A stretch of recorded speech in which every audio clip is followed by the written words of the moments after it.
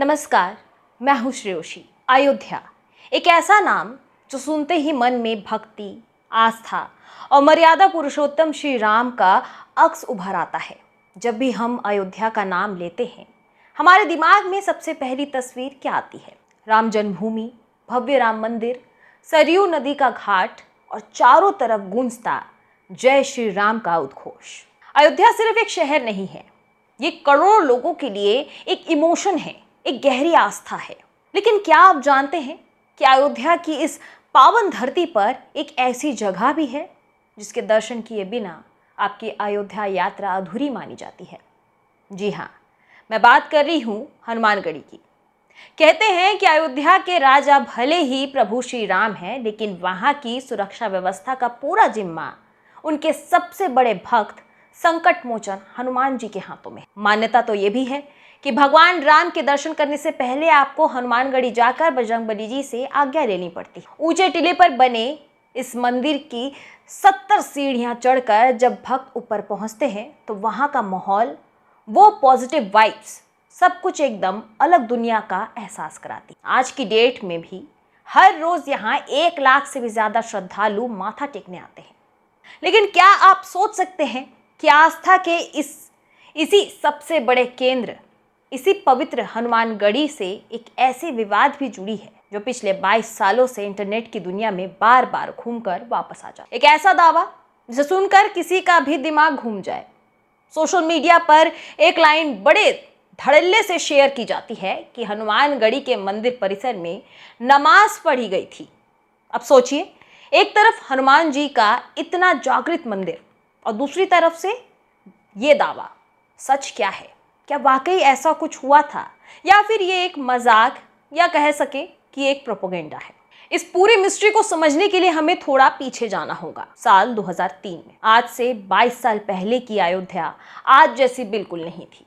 उस वक्त राम जन्मभूमि का विवाद अपने सबसे संवेदनशील दौर में था। कोर्ट में सुनवाई चल रही थी, नेताओं के बयान आ रहे थे और दोनों कम्युनिटीज यानी कि हिंदू और मुस्लिम के बीच एक अजीब सी तलखी, एक कड़वाहट थी। माहौल ऐसा था कि छोटी सी बात पर भी चिंगारी भड़क सकती थी। ऐसे माहौल में हनुमानगढ़ी के एक बहुत ही प्रतिष्ठित संत थे, महंत ज्ञानदास जी। वो उस समय ऑल इंडिया अखाड़ा परिषद के प्रेसिडेंट भी थे। अयोध्या के संतों में उनका एक अलग ही रुतबा था। महंत ज्ञानदास जी का मानना था कि अदालतों के चक्कर काटने और आपस में लड़ने से बेहतर है कि बैठकर बात किया जाए। वो दोनों कम्युनिटीज के बीच का जो गैप था उसे कम करना चाहते थे। इसी सोच के साथ उन्होंने एक ऐसा कदम उठाया जिसने उस समय की मीडिया में हेडलाइंस बना दी। साल 2003 के नवंबर महीने में जब रमज़ान का महीना चल रहा था, महंत ज्ञानदास जी ने हनुमानगढ़ी के अंदर स्थित अपने आश्रम में एक रोज़ा इफ्तार पार्टी का आयोजन किया। अब ये कोई छोटी मोटी इफ्तार पार्टी नहीं थी। इसमें मुस्लिम पक्ष की तरफ से अयोध्या विवाद के सबसे बड़े पिटिशनर हाशिम अंसारी खुद शामिल हुए। उनके साथ मुस्लिम नेता सादिक अली उर्फ बाबू टेलर और कई अन्य मुस्लिम रिप्रेजेंटेटिव्स भी वहां पहुंचे।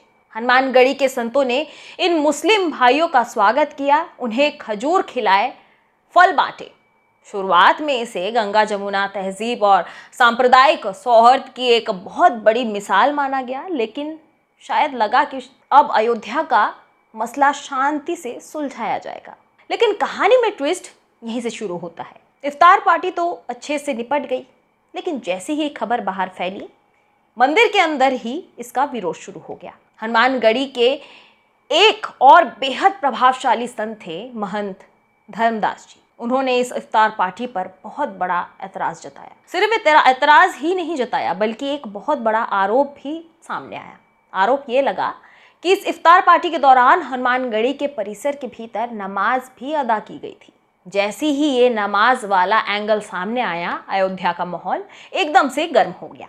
महंत धर्मदास जी और उनके समर्थक का साफ कहना था कि हनुमानगढ़ी एक सनातनी मंदिर है, इसकी अपनी मर्यादाएं और स्थापित परंपराएं हैं। मंदिर परिसर के अंदर किसी दूसरे धर्म की प्रार्थना या धार्मिक क्रियाकलाप बिल्कुल बर्दाश्त नहीं किया जा सकता। बात सिर्फ संतों की आपसी बहस की नहीं रही, बल्कि यह मामला सीधे कानूनी लड़ाई से बदल गया।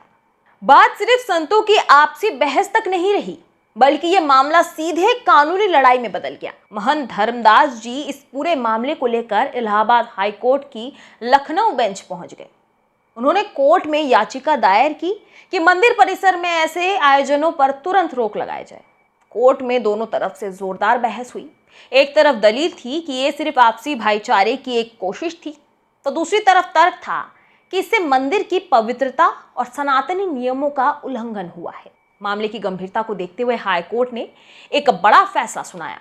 कोर्ट ने हनुमानगढ़ी परिसर के भीतर इस तरह के किसी भी रोजा इफ्तार या धार्मिक आयोजन पर स्टे लगा दिया। इसके बाद साल 2005 तक अयोध्या में संतों के बीच इस मुद्दे को लेकर काफी खींचातानी हुई और तनाव रहा।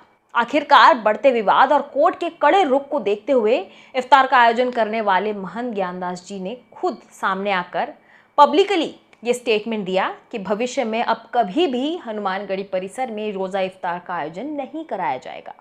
और इस तरह इस ऑफिशियल इफ्तार पार्टी पर हमेशा के लिए फुल स्टॉप लग गया। अगर हम आज की डेट की बात करें तो आपके मन में ये सवाल ज़रूर होगा कि जब ये मामला 22 साल पुराना है तो आज हम इसके बारे में बात क्यों कर रहे हैं। वजह है सोशल मीडिया। आज के दौर में जब भी कोई राजनीतिक बहस होती है या अयोध्या का जिक्र आता है तो कुछ लोग इस पुरानी घटना का एक छोटा सा टुकड़ा उठाते हैं और इंटरनेट पर डाल देते हैं कि हनुमानगढ़ी में नमाज पढ़ी गई थी। वो इसके पीछे का पूरा कॉन्सेप्ट यानी कि वो इफ्तार पार्टी, वो संतों का आपसी विवाद और सबसे ज़रूरी बात हाई कोर्ट का वो स्टे ऑर्डर, ये सब कुछ छुप जाता है।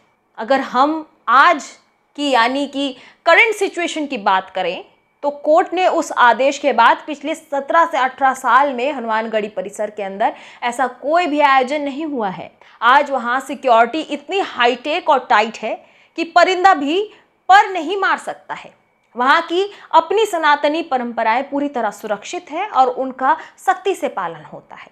तो ये थी हनुमानगढ़ी के उस नमाज विवाद की पूरी और सच्ची और कानूनी कहानी। एक ऐसी कोशिश जो भाईचारे के नाम पर शुरू तो हुई थी, लेकिन मर्यादाओं के टकराव और कानूनी पेचीदगियों के बाद भी हमेशा के लिए वो खत्म हो गई।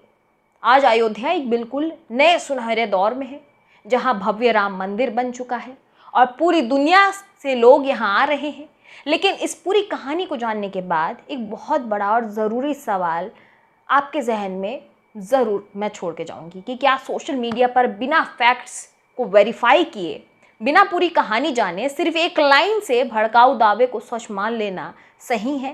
क्या आपको लगता है कि आज के इस बदलते दौर में भी कुछ ताकतें जानबूझकर इतिहास के इन दफन हो चुके विवादों की राख को कुरेद कर समाज में फिर से कड़वाहट घोलने की कोशिश कर रही है? आपको क्या लगता है? अपनी राय कमेंट्स में ज़रूर बताएं।